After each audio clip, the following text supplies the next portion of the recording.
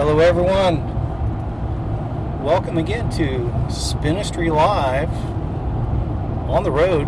I am your race host Kevin Lee, and today we're going to start hopefully what's a new series of podcasts, specifically wanting to talk with folks who have participated in the RAT and or the RAT 1000, and I think we'll call these segments Rat Traps.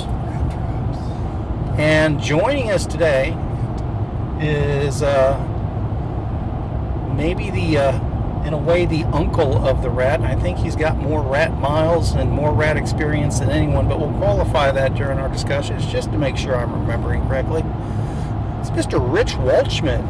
Hello, Rich. Hey, everybody. Thank you for joining us again. And if y'all are hearing background noise, that is because we are currently out and about scouting for Ride the NETT, which is this coming weekend. And riding along in the Spinistry mobile, we're in between Detroit, Texas and Bagwell, Texas, parallel to a brand new section of the NETT that we'll be showcasing this weekend. And Rich was gracious enough to join me and keep me company, and I thought this would be an excellent opportunity to review some of Rich's experiences with riding the NETT.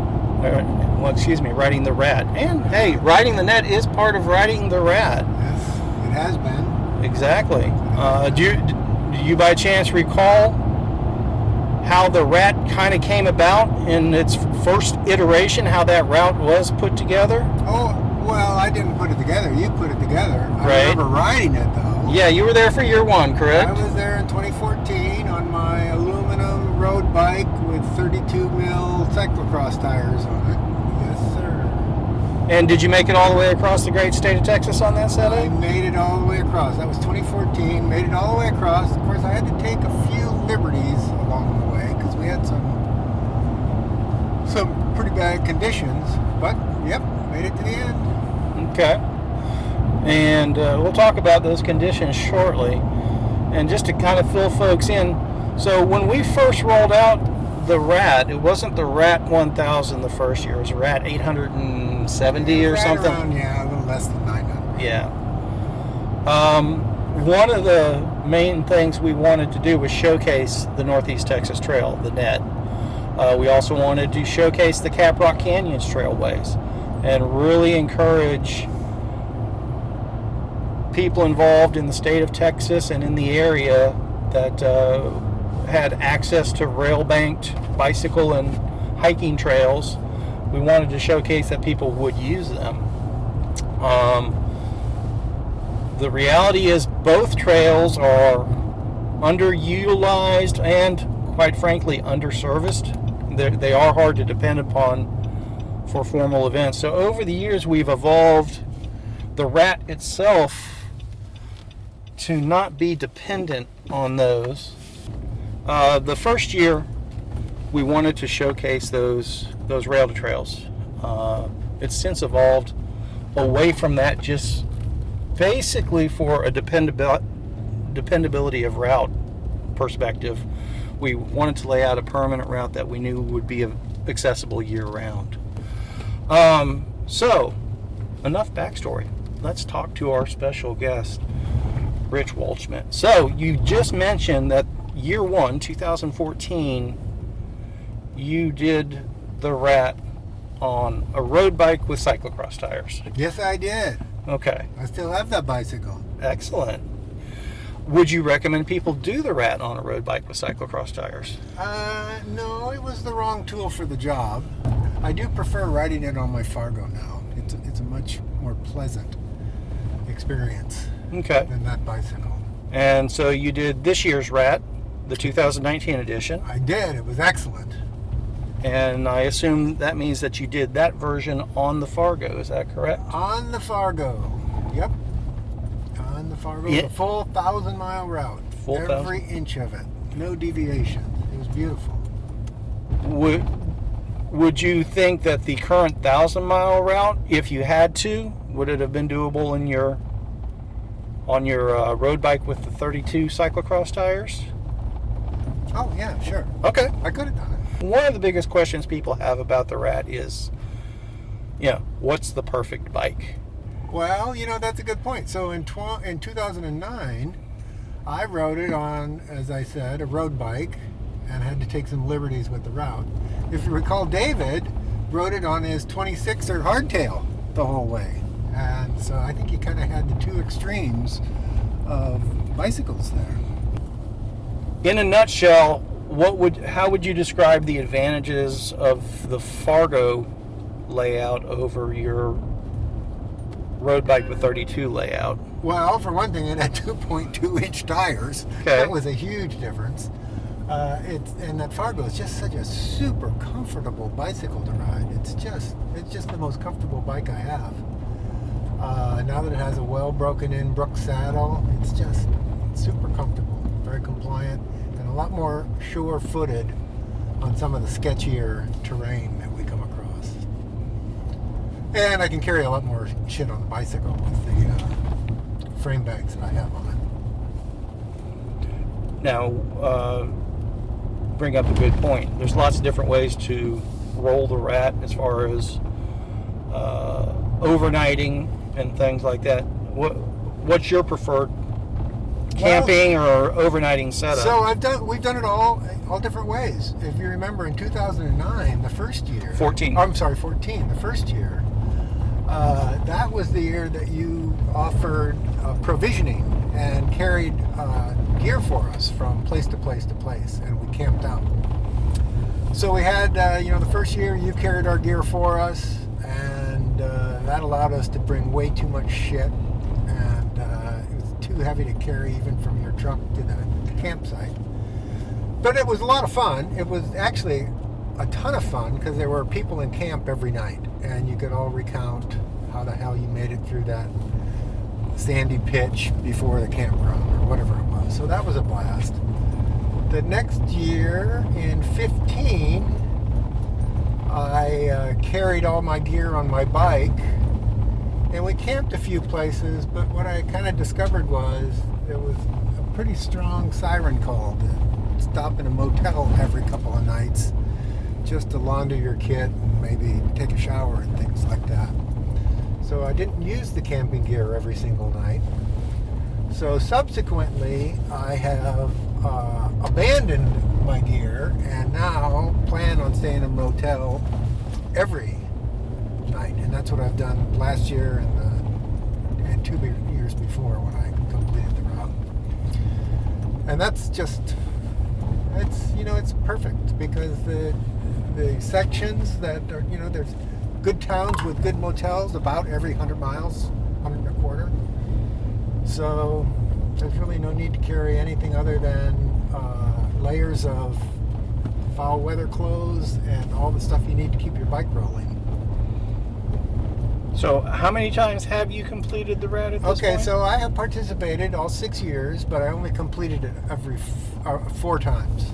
Okay. So before we go any further, and to avoid all the flame mail we're going to be getting, although that's flattering, I doubt that I have most Rat miles logged. We'll leave that to... Who would have more? Oh, Presser, probably. Rick Presser, maybe. Maybe Ray Lamb. He's done several ad hoc. Well, you know what, though? So, yeah, I completed it 4 times. 2 years I had family obligations that prevented me from completing it. And 1 year I did a nano rat just from Farmersville to Paris. And in the process, I rode with Granny and alienated her on that route. We subsequently are back on speaking terms. And then, not this year, but last year, I had to withdraw in Whitesboro for issues. But yeah, I completed it 4 times, and I think that's not to be taken lightly. Not in the least. It's a tough course, and a lot of people find that they get out there, and it's either more than they had bargained for, or more often, conditions are more adverse than their schedule had allowed. Because as I like to tell people that are contemplating it, it's like the course doesn't stop riders. Deadlines stop riders. And when people come up against the deadline and they see that they're not making the progress that they need to make to achieve a deadline, whether that's a deadline to get to a place where they have a motel reservation or it's a deadline to get to the end before they have to go back to work, I think that's what motivates a lot of people to draw. Oh, I agree completely. One of the things that, as a coordinator, promoter, mad scientist, whatever you want to call it, for the rat,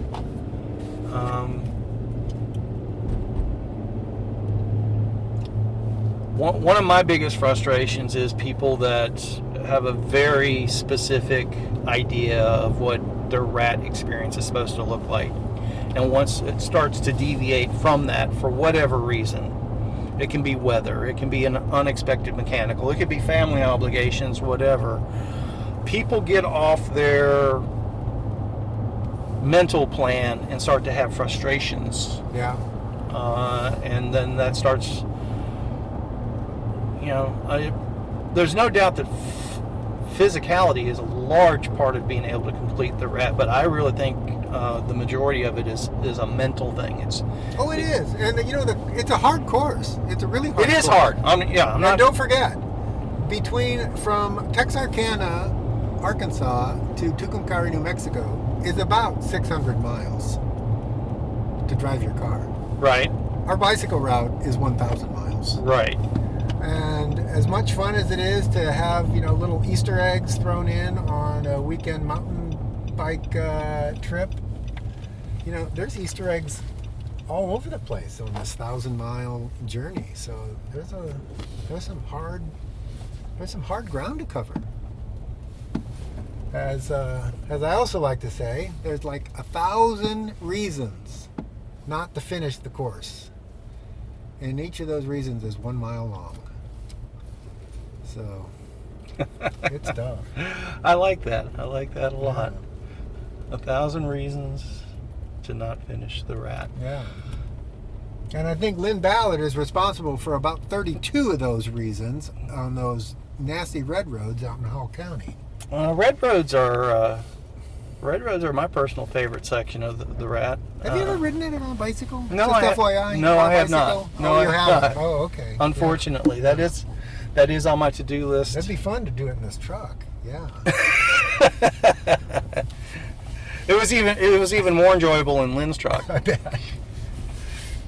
All right. Well, actually, you've touched on the red roads. It's something we talk about. It's something the rat veterans are familiar with. But also I noticed because we had a lot more people that made it to the red roads this year than in previous years. And even people that were rat veterans but hadn't been on the red roads yet were kind of caught off guard as to what it was. And I'm not trying to paint the picture like it's dealing with Death Valley or anything like that, but how would you describe that red road section? What it is, what it's made up of, and things like that. Well, yeah, it's actually, it's kind of daunting when you're on it, but once you get off of it, you want to come back. In fact, I've actually gone back out to Hall County and ridden the red roads in both directions, just for the hell of it, just because they're that challenging. But it's a section, it's kind of odd, because you wouldn't think it would be like that if you're driving from Estillene to Turkey. You're just going through agricultural fields, but just a few miles off the center line are these badlands that you take us through that are probably some of the most desolate sections of Hall County or any part in north central Texas. It's just rugged, poorly maintained roads that go through some amazing natural beauty. Mostly because of its remoteness and desolation, and steep downhills and steep uphills and poor maintenance.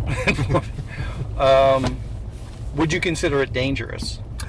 It could be dangerous if you don't know what you're doing. I mean, some of these downhills, there's some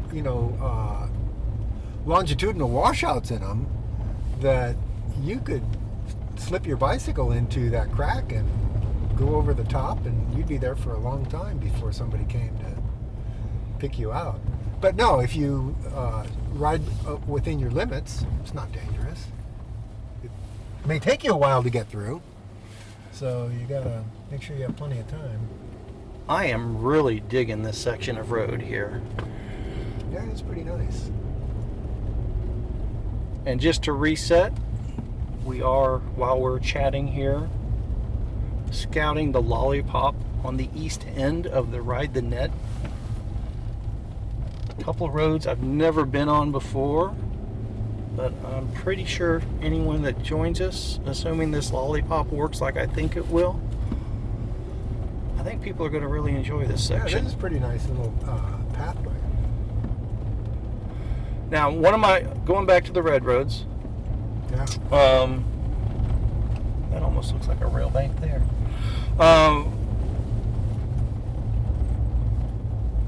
One of my little, I guess, recommendations for all the riders is, I don't like folks riding at night to begin with because there's a lot to see, but I always highly encourage people to, specifically on the red roads, not do that at night. Is that me being too cautious along those lines, or do you think that's...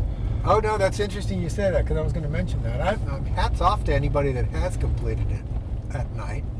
And I think some of the Amarillo boys did it at night. If not in a group, then maybe Jimmy Atha did it himself at night.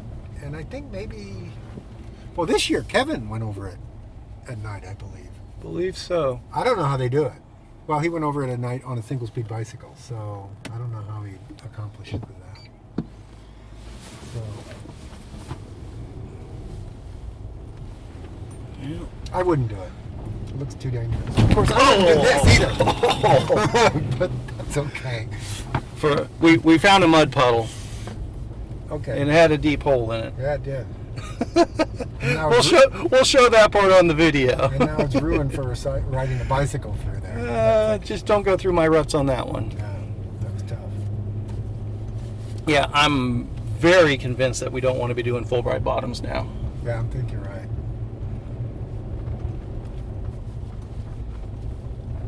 Yeah, it's a pretty cool road. This is one of those roads that you're riding a bicycle over it, and you're thinking two things. It's like, how did Kevin ever find this road? And then the second question you ask yourself is, why is this road even here? Why did the county even bother to make a road here? That is something to consider. There's no doubt about that.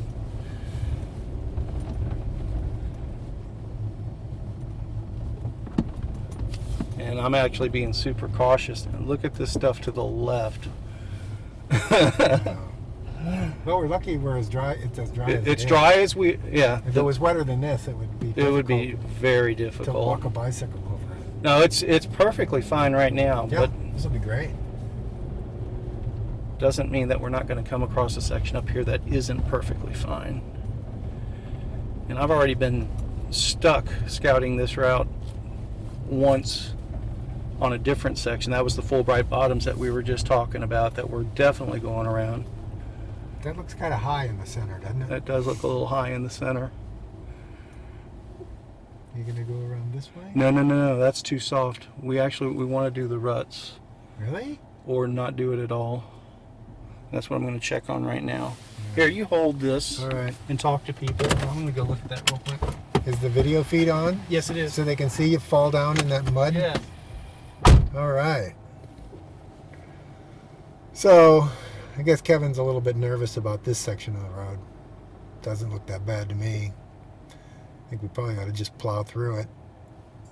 You get enough speed, and I'm sure we could make it through that little bump there, but then again, it's his truck, and he would have to stay with it while he waits for a tow.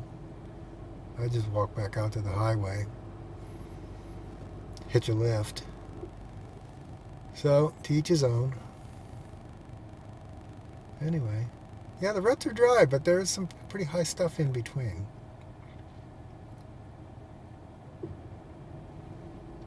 nobody thinks we're going to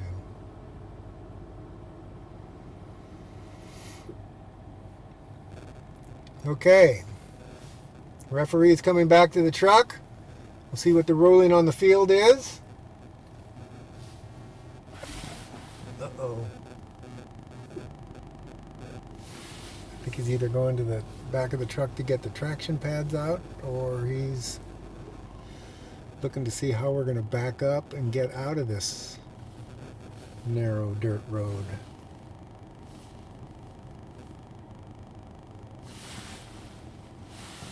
Or maybe he's just using the facilities.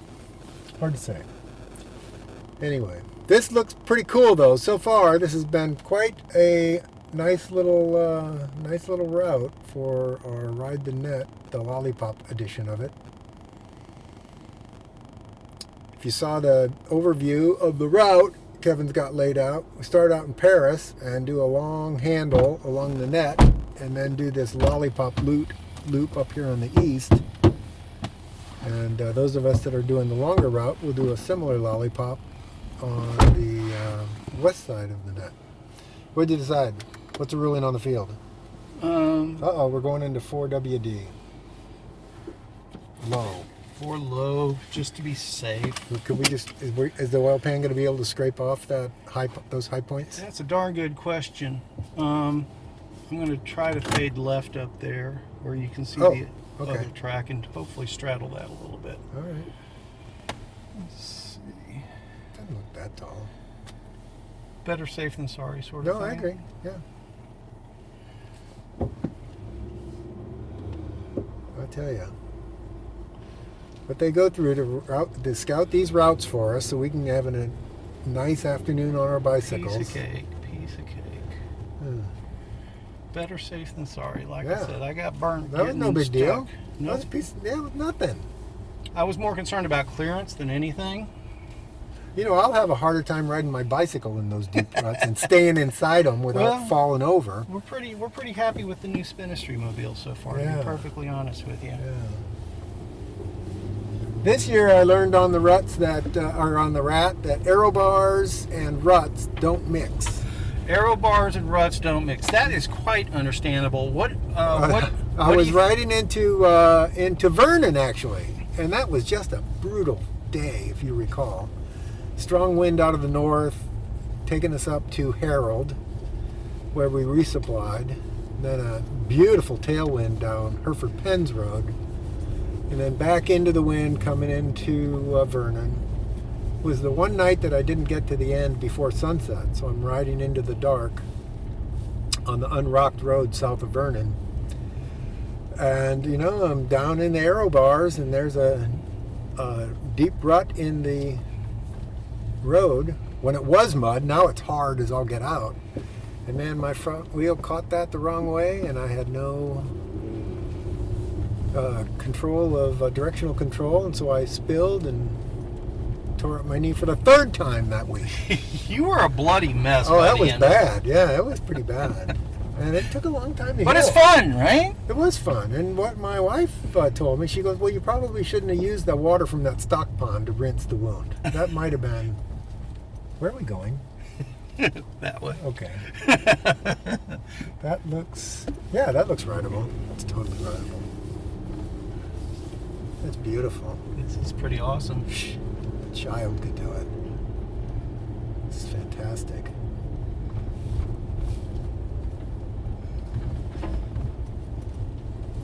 So back. Why is this road here?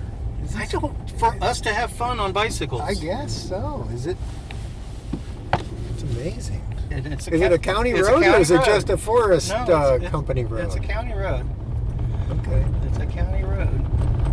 Found some rock. Really? Yeah, you don't feel that rock base underneath? I do. I'm a little surprised by that because I don't see very many taxpayers around here, and I can't believe they would spend the money on rocks to not benefit anyone. No, this isn't going to be a reclaimed section of the net here. No. Yeah. Anyway, what were you saying? You touched on aero bars a couple minutes ago. Yes. That is one of those great inventions. Correct. Greatest invention to bicycling ever. Okay. In the gravel world, though, there's a lot of divisiveness around aero bars. I don't know if you're familiar with that. Oh yeah, I read some of that, but don't forget that's racers. That's racers complaining about each other. There's a lot of the non-racers that mock the use of aero bars for gravel rides and gravel riders and endurance rides. Well, they might not understand the purpose of them. And that's about where I was. Yeah. So let me tell you what I think the purpose of What's the purpose of aero bars on an endurance? There's really no setup? point in getting into too aero of a position to ride 8 miles an hour down a rocky gravel road. It doesn't really pay off that much. But what it's really good for is just laying down and almost taking a nap on your bicycle while you're going. It's probably the most comfortable way to sit there and grind out a lot of miles on the bike. And then, as my friend Jimmy Atha pointed out to me, once you're down in the aero bars, your two hands are free, so you can unwrap a Cliff Bar or another kind of candy bar. Shotgun a beer, maybe? No, I wouldn't do that. But yeah, you get a lot more utility when you can kind of just sort of steer with your elbows, assuming there's no ruts. As I pointed out earlier. Yes, yeah. And the ruts negate those advantages, correct? Yeah. So it's not really. In fact, they shouldn't call them aero bars when we use the way we do. We should call them comfort bars. It's just a comfort bar. You are so full of good ideas today. Exactly. But yeah, I wouldn't attempt it without comfort bars on my bicycle. And I'll be honest with you, that is one area of the bicycle industry and gravel bikes and the accoutrement around gravel bikes. Yeah. I'm actually surprised. Accoutrements, that was pretty good. I think that's French. Hey, we're going to Louisiana too. So. Okay, good. I'm surprised that nobody has come out with gravel-specific comfort bars yet, to be honest with you. Okay, wait a minute. An adaptation of aero bars. All right. So we already have a nonsensical term called gravel-specific bicycle. Is it nonsensical? Which means nothing to me. Okay. Somebody's come up with now an even more nonsensical item called a gravel-specific drivetrain, which makes no sense to me. I'm definitely going to have to agree with you there. And now you're saying we're going to have gravel-specific accoutrements? I'm saying I'm surprised that some, I'm not going to name any specific companies, that some bigger company hasn't come out with here's gravel comfort bars as opposed to and they're fundamentally aero bars. Yeah, it could be. They would I'm just surprised that it hasn't come out with that gravel specific spin on an aero bar setup. Now that said, I personally I'm a fan of using the Fred bar to raise up my aero bar setup. Do you just use regular aero bars? I do, but I have a 40 mil riser on them. High risers. Yes, exactly. Okay. But that's to get the position.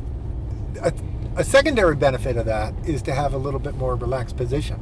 The real reason I did that was, again, another tip from Jimmy out in Dalhart, now Estes Park, was because it brings them up off it allows you to reclaim the top tube or the top of the bars, so you have a different riding position, and it allows you to get access to your feed bags.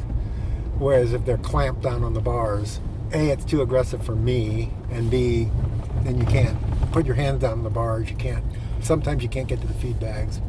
Blah blah blah. Do you use your gravel specific comfort bars as additional mounting for bags or lights or anything like that, or is it? Oh yeah, I put lights on it. Yeah, that's where I mount my lights. I don't run a dynamo hub because I don't like to ride at night.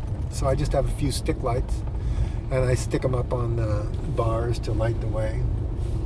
And hopefully, I only have an hour or two through twilight to get me to wherever I'm stopping. Okay. Do you ride the aero bars on all of your gravel rides, or is that just when you're doing multi-day type stuff? Oh, I find almost any time I get on that bicycle and I get to a stretch where I'm just pedaling, man, I drop into them just because it's so comfortable. So yeah, I use them. I will tell you though, I do have a gravel-specific red blinky taillight on that Fargo. How so? What's that? How so? How is it gravel-specific? I think we just went through the fact that gravel specific is a nonsensical term. But I thought that's where you were going. I was just making sure. But it's super bright and it blinks for a long time. I was making sure you weren't contradicting yourself. Kind of where I think. That's kind of what I think about that. Yeah. Okay. This is another new. So that's road. That. But don't forget, this is just one man's opinion. It's not like I'm a bicycle racer. I'm just an old man on a bicycle. So. Now, how old are you, Rich? If you don't mind my asking. It's not legal to ask that in the workplace. And this is your workplace. It's not your workplace, though. I'm 65 years old and still riding the rat. And how many miles a year do you, I don't know if typical is an appropriate word, but what sort of mileage range do you ride each year? Well, that's a sore subject because my mileage is way down this year. IPA consumption is up a little bit, but mileage is down, and I'm just about 11,000 this year. Okay, that's a pretty high number. Where were you at last year when you finished out? Last year I finished a little higher than that, maybe 15. The year before, 17, which was my kind of peak year, best rat ever. I had a little over 20,000 miles. 17 was the best rat ever? Oh, it was fantastic. Why? And why is that? It was just a lot of fun. Probably the most memorable thing about it was I was coming across the backside of Caprock Canyons on Road 29, one of everyone's favorites, kind of a Red Road Junior, and my rear derailleur broke. But not the way most people's break. Most people's, it breaks off. Mine didn't break. The primary tension spring inside the parallelogram broke. So it was still on the bicycle and it would still go in and out, but it wouldn't retract to the highest gear. So, but it would sit anywhere I put it. So I went from that all the way to Canyon on basically almost a 2-speed bicycle because the front derailleur still worked and the rear derailleur would work. I would put it in a high gear, whatever was appropriate for a pitch, and then I could downshift to a lower gear as I climbed hills. But when I got to the top of the hill, I had to stop the bike, reach down and physically move it back down to a higher gear, which made for, just keep going, this is perfect. That's completely possible.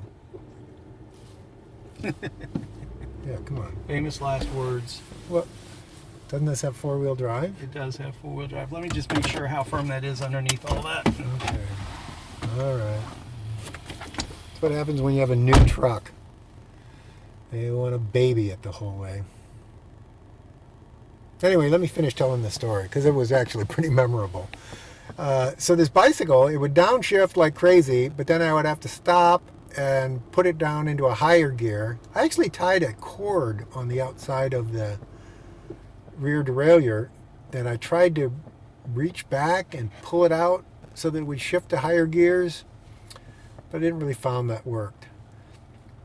And then as I'm riding up towards Canyon, this is the most memorable bicycle story I have ever had.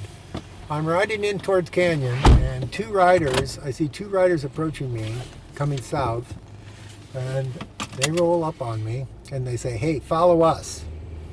And they turn around and I follow them into Canyon, and we go to the town square in Canyon right there by the courthouse, and there are a few of my Amarillo buddies waiting for us with a replacement rear mech, and in about 5 minutes time we have a new rear derailleur mounted on that bicycle and aligned, and I'm back on my way. It sounds like to me probably one of the most memorable experiences on a bicycle. You're admitting justification for me to disqualify you for that. Oh, we discussed about that in the year that it occurred, and we talked about that.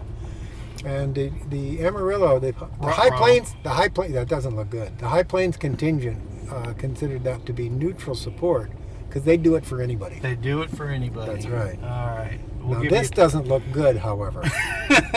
You might need to have some speed to go through that. Yeah. Sometimes speed is the worst thing. Mother of invention. Let's see what are we going to do on this one? I don't know about this. Doesn't look that bad.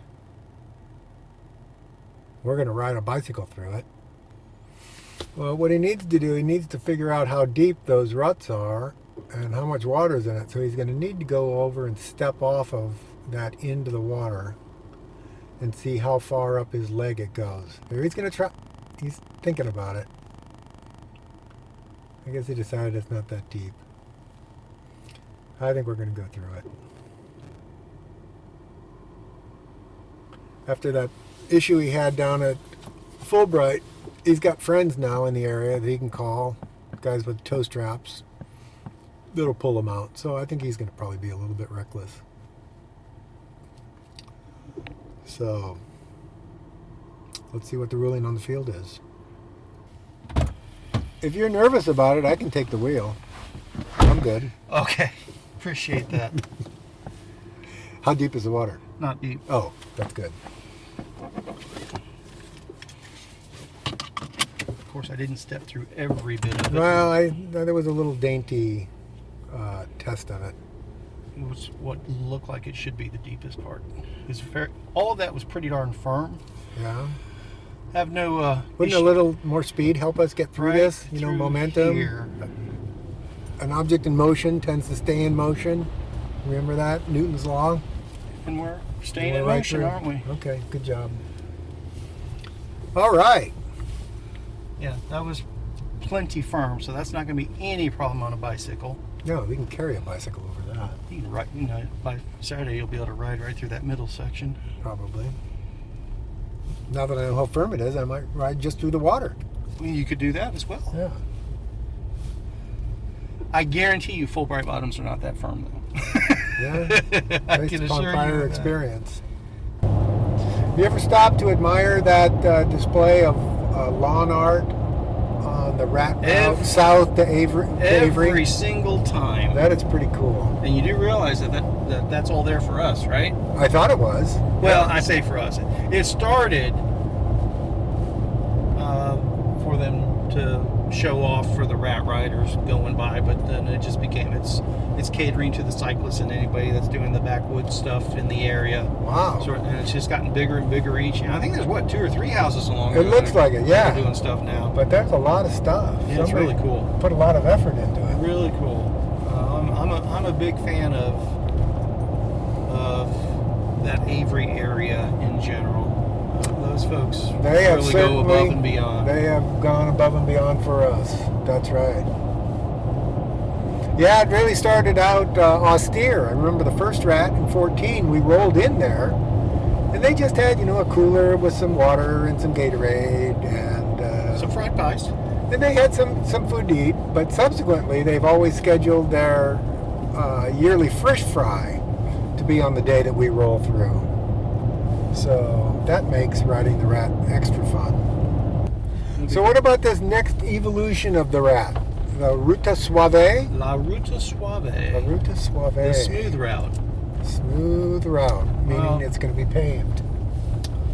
Yeah. So basically, it was 2 years ago with the stage race, we had the weather issues Yeah. that we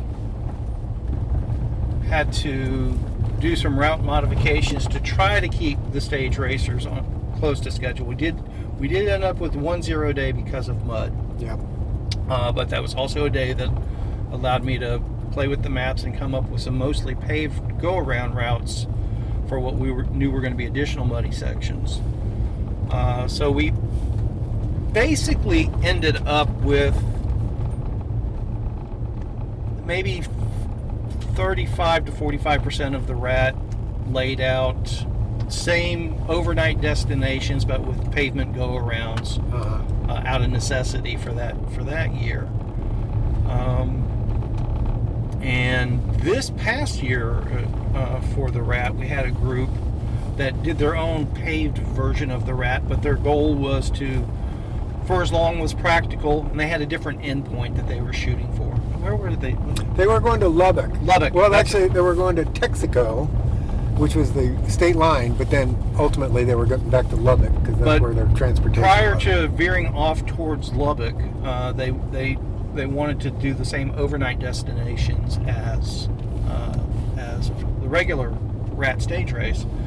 And I got to thinking about that. It's like, you know what? We really need to come up with pavement go-arounds for the whole thing, because weather could always be a factor. Actually, weather always is a factor. It is a factor.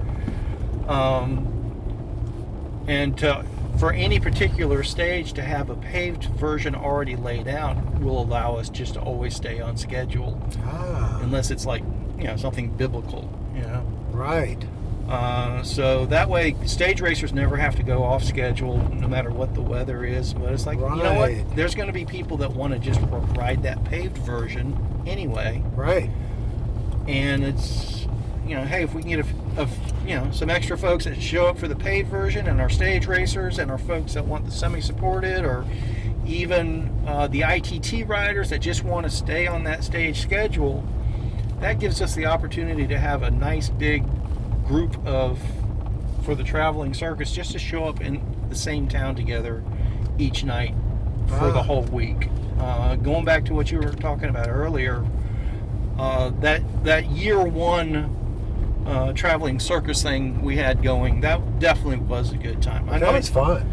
Yeah, I mean, It's a blast. That was one of those things. There's a lot of lightning in a bottle type thing to that particular one. Yeah. But I think we can still encourage more of that, for lack of a better term, social aspect of it, just hanging out with each other. Because everyone's tired by the end of each day. It's not like we're going out, doing keg stands until 3 in the morning or anything like that. But a beer and a half and a good meal and chat over a campfire is not a bad way to finish off a night. No, and everybody rolls in at a different time, though, so you can always cheer somebody coming in. And that's always fun, too. Or you can get back up out of bed when Peter rolls in and gets everybody up out of bed. So that's fun. No, I think that's the best part of it, the whole traveling gypsy camp aspect of it. So the Route de Sauve would be paved. So I think this year, if I do that, I'm going to resurrect Big Red and take Big Red on the paved route. Big Red is the aluminum road bike that I rode on the 2014 inaugural rat. With the 32 cycle. Well, yeah, but no, I've got 38 Gravel King file treads on it now. I think that would. It's a little more. And that brings up a good point. Because now, if I see an unpaved pitch I want to take, boom. Exactly. And that's a good point that anyone that's listening going, oh, hey, I'd like to take my carbon road racing bike out and do that La Route de Sauve. No.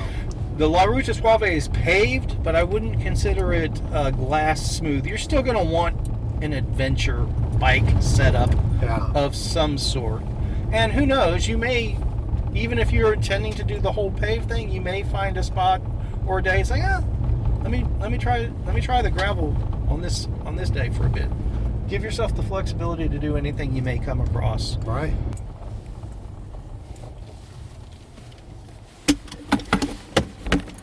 Tell you what, let's go ahead. We're going to go ahead and sign off now. I know we're clunking and banging and making lots of noise, so thank you all for joining us on this version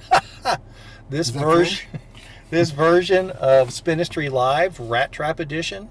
Thanks very much to Rich Waldschmidt, and also thanks very much to one of our partners and sponsors that's been along with us for years and is rolling on into next year with us, Cantu Cycling Wheels.